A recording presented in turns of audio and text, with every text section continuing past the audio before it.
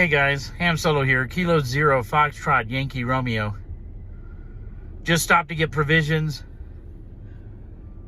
It's 16 degrees out. Headed out to my next adventure. It's daytime. And I'm wearing sunglasses.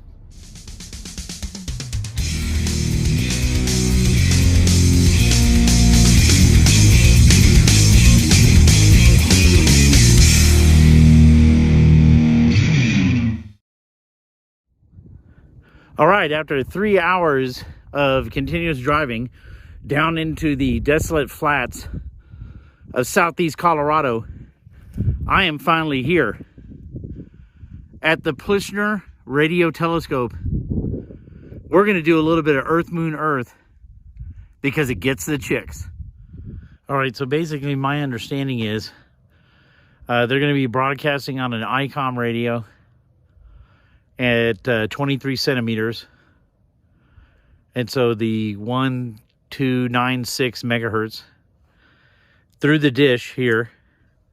The radio is going to be putting out 180 watts.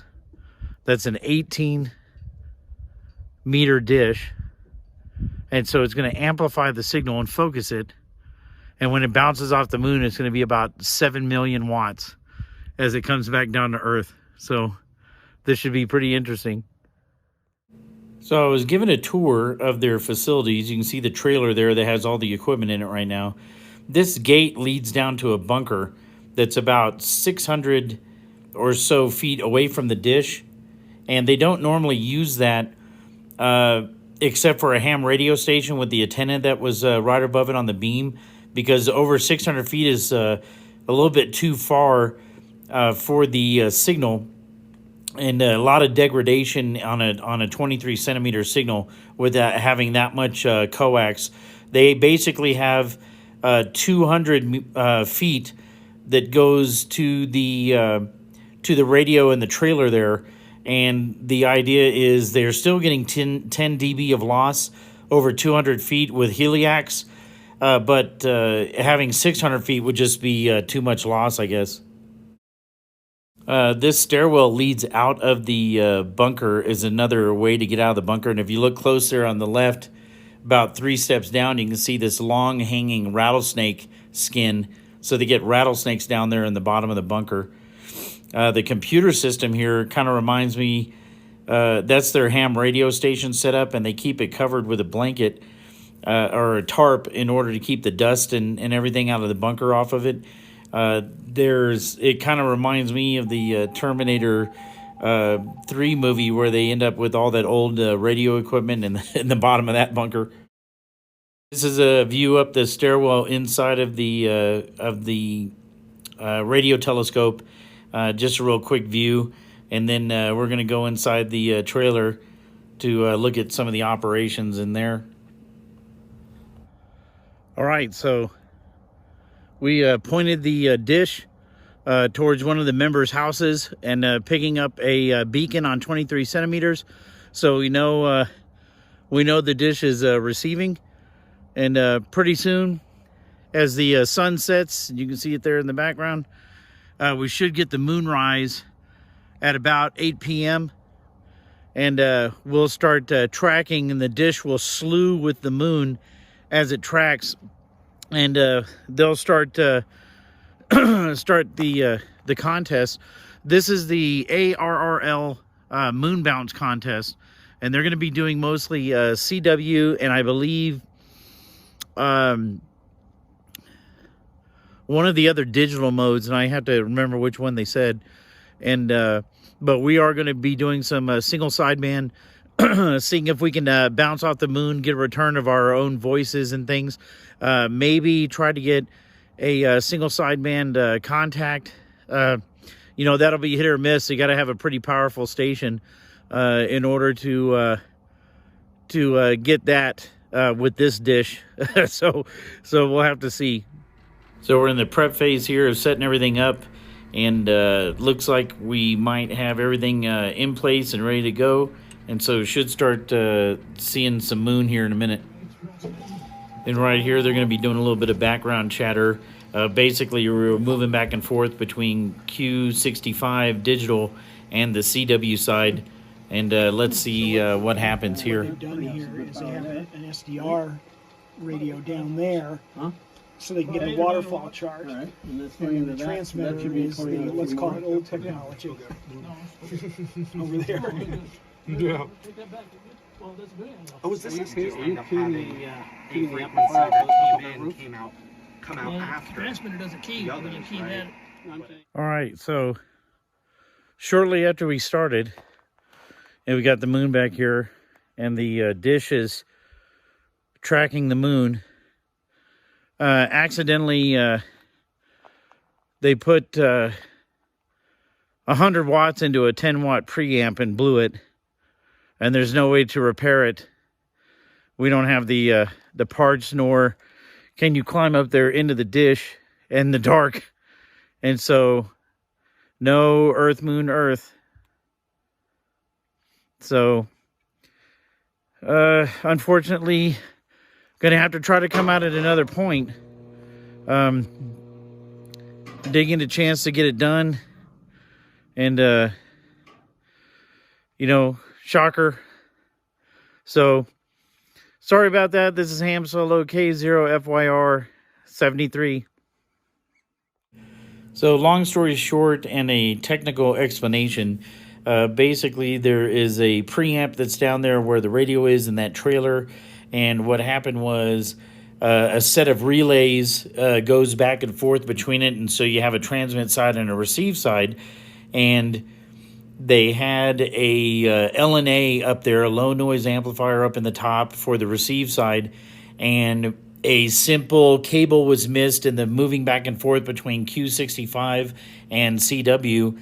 And with that cable missing, it basically sent all of the power coming from the radio and the preamp into the amplifier up the top that's not supposed to be receiving all of that. And it basically, you know, burning out and let the magic smoke out. And so we could not go up there and fix the 1296. And this looked like this is pretty much the end of my hopes of doing Earth, Moon, Earth at this time. Is there possibly hope for redemption? Are we going to be able to get this thing done on a second night?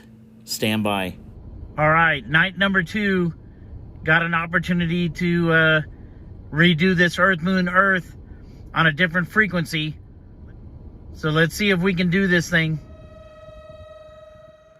All right, with a sick but very understanding XYL, she let me come back out the next night and see if I can get the light on the dish. So there's the dish. We're rotating it around. We're going to be trying on 432 megahertz and see if we can get this Earth, Moon, Earth deal activated. So again, a little background of these guys. The Deep Space Exploration Society owns and runs this Paul Plishner radio astronomy telescope. And they have a ham shack set up, but they also have this trailer that has all the radios that go straight to the dish. They have just received a grant from the Amateur Radio Digital Communications for $299,959 to replace this trailer and build a building behind it that will house all of the radio equipment and hopefully some classroom and maybe even bunk room areas for people who are staying out here in order to monitor the pulsars. Their main goal within the next week or two is to monitor the Omotenashi lander that's going to be part of the Artemis 1 launch.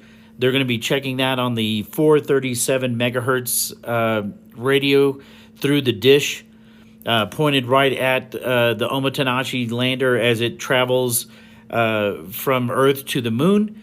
And so that is kind of the goal over the next 2 weeks. Well, we're pointing at it. We're pointing at the GPS thing with the dish. So we're probably Tracking it now, okay? Yeah. Hello, hello, moon. Hello, moon. Oh, there was something in there. Yeah. Hello, moon. Hello, moon. I heard like the faintest. Yeah. There was something there. Hello, moon. Hello, moon. Oh, there it is! Yay, There you it got is! it. There it is! That's you. Hello, moon. Hello, moon. Kilo Zero Papa Radio Tango. Hello, moon. Not as strong as this. Try the other face. Oh yeah, the other phase. Well, For sure. Hello, moon. Hello, moon. No. Go back the other way. Hello, moon. Hello, moon. There it is. We're there. now for our echoes, for us listening to our own echoes, it makes no difference where this is pointing Oh, because we switch polarity that's true. regardless. But for the other contestants, it will make a difference, I think. All right. Calling CQ, calling CQ, calling CQ from Kilowatt Zero Papa Radio Tango. Kilowatt Zero Papa Radio Tango. Calling CQ, calling CQ, calling CQ from Kilowatt Zero Papa Radio Tango. Over, over, over.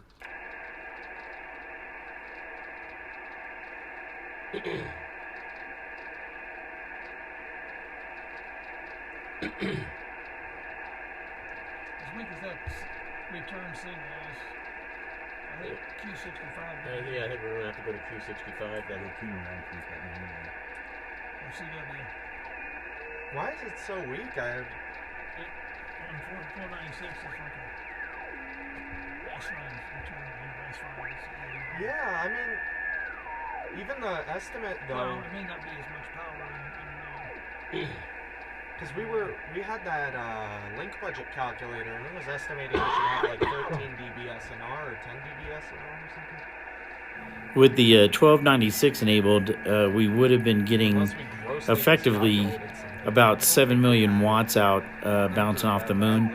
With moving to 432 megahertz, we're really only able to get about 30 dB gain off of 432 megahertz, and so it came out to roughly about maybe 500,000 watts EIRP as it bounced off, and so we're not going to get any single sideband contacts doing it this way. I mean, we're basically going to have to switch to a digital mode in order to get some actual communications back and forth.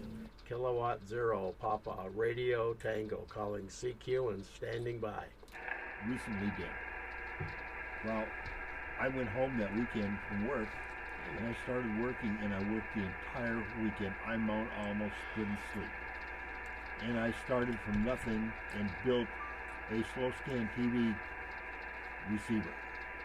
And when I got done with it Sunday, it actually painted beautiful pictures for me, and I was just all happy. So I made schematics and all that kind of crap, and gave a lecture on it and talked about an hour, and what trials and tribulations and what I had to do because I engineered it from the ground up in that weekend. Which mode then? Which mode? Which mode did it receive? Back then there was only one, slow scan TV. Yeah, Yeah, there was only one. I think so. It's all analog. You were working this digital guy. involved with it at all. We just I mean, there's like 20 of them now that people use. There's, Yeah, it was just all analog. Let's work our first Well, guy, they're- guys. Let's say hip hip hooray. Hip hip hooray. What happened? We get Wanna one? log in Yeah. somebody? Yay! NN3Y. And we really can't even hear him, huh? Hip hip hooray! Yeah, he came in at minus 20. And you said I had to turn on my internal preamp to encode you. Very strong signal. What good? Very strong signal.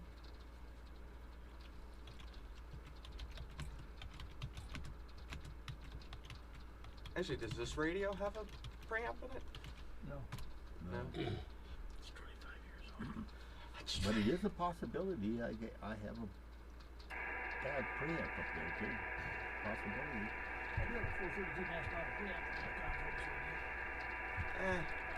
I feel like if we're hearing anything, But he said we had a strong signal.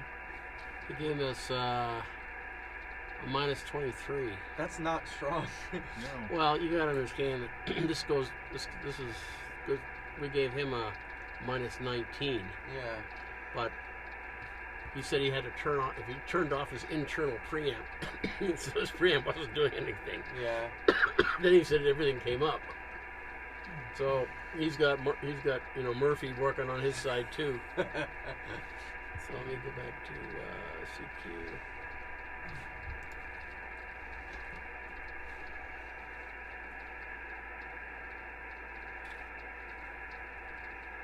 I don't think I hear anybody in it. I can see the dots. The dots are there. The dots have it.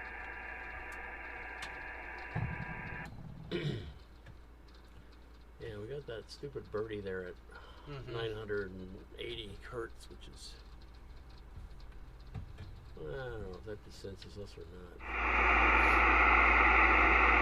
K0 PRT, K0 PRT.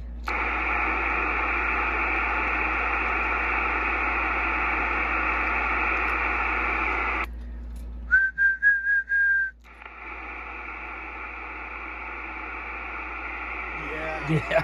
Just ever so Yeah. quiet.